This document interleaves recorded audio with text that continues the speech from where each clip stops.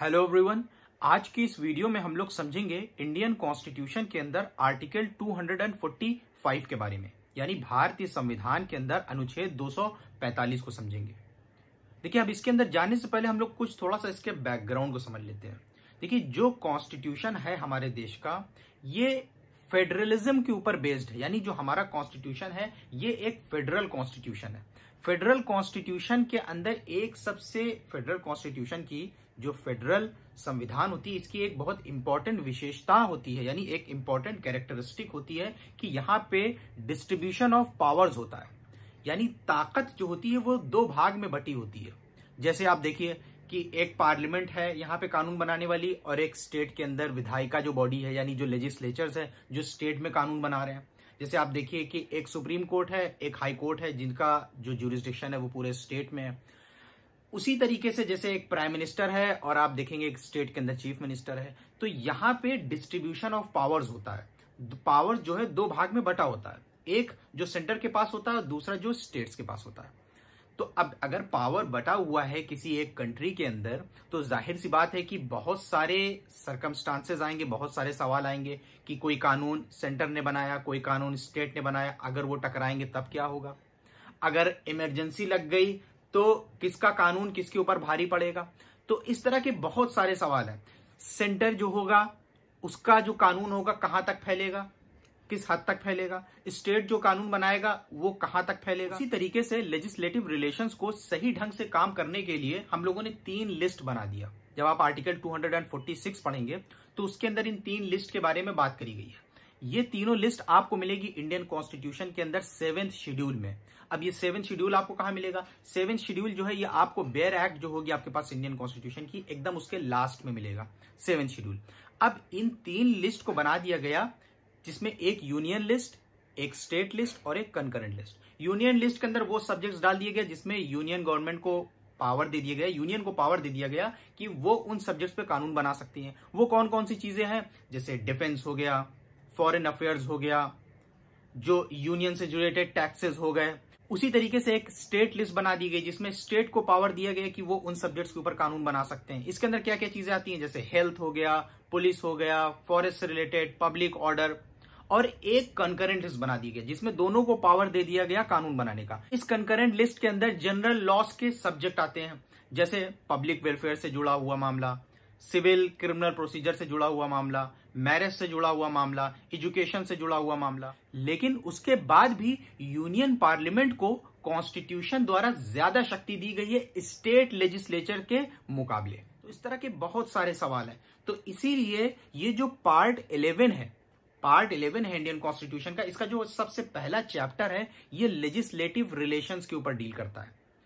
यानी ये कानून बनाने के जो रिलेशंस है सेंटर और स्टेट के, केंद्र के और राज्य के जो कानून बनाने के जो रिलेशंस है उनके ऊपर डील करता है। वो हमें बताता है कि ये किस तरीके से गवर्न होते हैं, ये किस तरीके से चलते हैं, किस तरीके से काम करते हैं।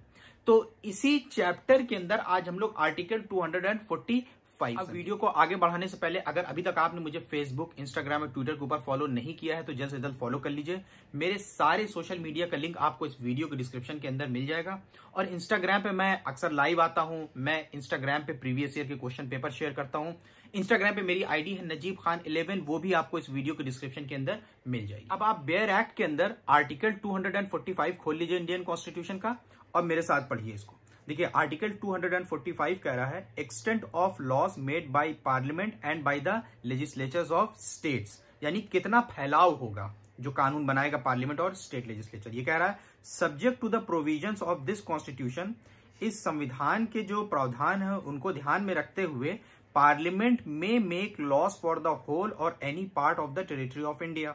पार्लियामेंट जो है पूरे होल इंडिया के या इंडिया के किसी भी पार्ट के लिए कानून बना सकता है। ये टेरिटरी के अंदर क्या क्या चीजें आ जाएंगी? स्टेट्स आएंगे, यूनियन टेरिटरीज आएंगी। आगे लिखा हुआ है and the legislature of a state may make laws for the whole or any part of the state. और जो स्टेट के लेजिस्लेचर होंगे वो पूरे स्टेट के लिए या स्टेट के कुछ पार्ट के लिए कानून बना सकते हैं।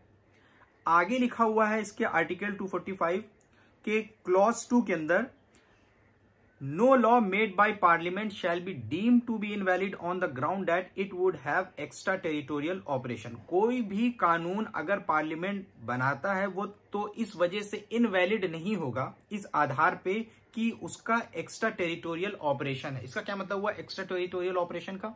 इसका कहने का मतलब है कि अगर पार्लियामेंट कोई ऐसा कानून बनाता है जिसका इंडिया के बाहर पे भी असर होता है, वो इंडिया के बाहर भी लागू होता है, तो वो इनवैलिड नहीं हो जाएगा इस वजह से कि वो इंडिया के बाहर कैसे लागू हो रहा है। ये इसके कहने का मतलब। देखिए, अब एक्स्ट्रा टेरिटोरियल ऑपरेशन के हम लोग कुछ एग्जांपल्स देख लेते हैं। देखिए, मान लीजिए कि कोई व्यक्ति इंडिया का नागरिक है, उसने इंडिया में शादी करी, उसके बाद वो फॉरेन कंट्री में जाता है अपनी बीवी को छोड़ के यहाँ, और वहां जाके फिर से शादी कर लेता है। तो अब उसको इंडिया में उसके अगेंस्ट मुकदमा चलाया जाएगा। तो ये एक तरीके से एक्स्ट्रा टेरिटोरियल ऑपरेशन नहीं हुआ कानून का कि उसने जाके फॉरेन में किया, लेकिन हमने कानून को वहां पे भी ले जाके उसके ऊपर लागू कर दिया। तो ये क्या हो गया? एक्स्ट्रा टेरिटोरियल ऑपरेशन हो गया। अब इंडिया के नागरिक जो है वो स्विस बैंक के अंदर पैसा रखते हैं। अब वो तो पैसा रख रहे हैं किसी और बैंक में, इंडिया के बैंक में तो नहीं रख रहे हैं, लेकिन हम उसके बाद भी उनके अगेंस्ट कानून बना सकते हैं। तो पैसा वो वहां रख रहे हैं, लेकिन एक्स्ट्रा टेरिटोरियल ऑपरेशन, इंडिया की टेरिटरी के बाहर भी उसको ले जाके लागू कर दिया गया। उसी तरीके से मान लीजिए भारत के नागरिक कहीं और प्रॉपर्टी खरीदते हैं, कहीं प्रॉपर्टी बनाते हैं, कहीं प्रॉपर्टी खरीदते हैं, जितना पैसा वो यहां कमा रहे हैं जाके बाहर प्रॉपर्टी खरीदे ले रहे हैं। तो अब हम लोग उससे रिलेटेड कानून बना सकते हैं। तो ये क्या हो जाएगा? एक्स्ट्रा टेरिटोरियल ऑपरेशन हो जाएगा। तो यही चीजें बता रहे हैं कि अगर कोई एक्स्ट्रा टेरिटोरियल ऑपरेशन होता है पार्लियामेंट के किसी कानून का, तो वो इनवैलिड नहीं हो जाएगा कि वो इंडिया के बाहर भी लागू हो रहा है। तो आर्टिकल 245 से एक चीज तो क्लियर हो गई कि पार्लियामेंट के पास पावर है कि वो कोई ऐसा कानून बना सकती है कि जो इंडिया की टेरिटरी के बाहर भी ऑपरेट कर सकता है। लेकिन इसके अंदर खाली पार्लियामेंट के बारे में बात करी गई। स्टेट के लिए क्या कहा गया? स्टेट के लिए तो ऐसा कुछ भी नहीं कहा गया। भाई, स्टेट भी तो कई है ना इंडिया के अंदर। ऐसा भी तो हो सकता है कि एक स्टेट से जुड़ा हुआ मसला दूसरे स्टेट से भी जुड़ सकता है, एक स्टेट का व्यक्ति दूसरे स्टेट में जाके बिजनेस कर सकता है। तो उसके लिए हम क्या करेंगे? तो उसके लिए हम लोग लेके आए हैं थ्योरी ऑफ टेरिटोरियल नेक्सस की। तो थ्योरी ऑफ टेरिटोरियल नेक्सस का मतलब यह हुआ कि स्टेट कोई भी एक्स्ट्रा टेरिटोरियल लॉज नहीं बना सकती है, यानी कोई भी स्टेट ऐसा कानून नहीं बना सकती है जो दूसरे स्टेट में लागू हो। लेकिन इसका एक एक्सेप्शन है, एक अपवाद है। वो क्या है? कि अगर एक सफिशिएंट नेक्सस है, यानी अगर एक कनेक्शन है उस स्टेट का और ऑब्जेक्ट का, यानी उस स्टेट से और दूसरे स्टेट के ऑब्जेक्ट से अगर कोई कनेक्शन है, सफिशिएंट नेक्सस है, तब उस जगह पे वो स्टेट जो है कानून बना सकती है। देखिए, अब ये जो थ्योरी ऑफ टेरिटोरियल नेक्सस है, ऐसा नहीं है कि ये बिल्कुल न्यू थ्योरी है। ये इंडियन कॉन्स्टिट्यूशन के लागू होने से पहले भी यहां पे रिकॉग्नाइज की जा चुकी है। एक केस था Wallace brothers versus CIT Bombay का 1948 में, जिसमें एक कंपनी जो इंग्लैंड के अंदर रजिस्टर्ड थी, वो इंडिया के अंदर एक फर्म में पार्टनर बन के बिजनेस कर रही थी।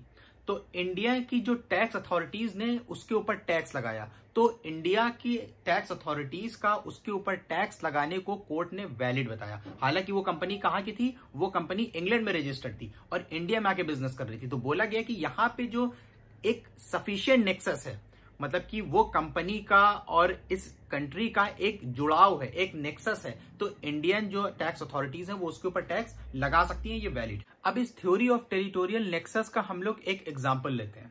सपोज दैट कि मैं बैंगलोर में रहता हूं और मैं बॉम्बे के अंदर कुछ बिजनेस कर रहा हूं।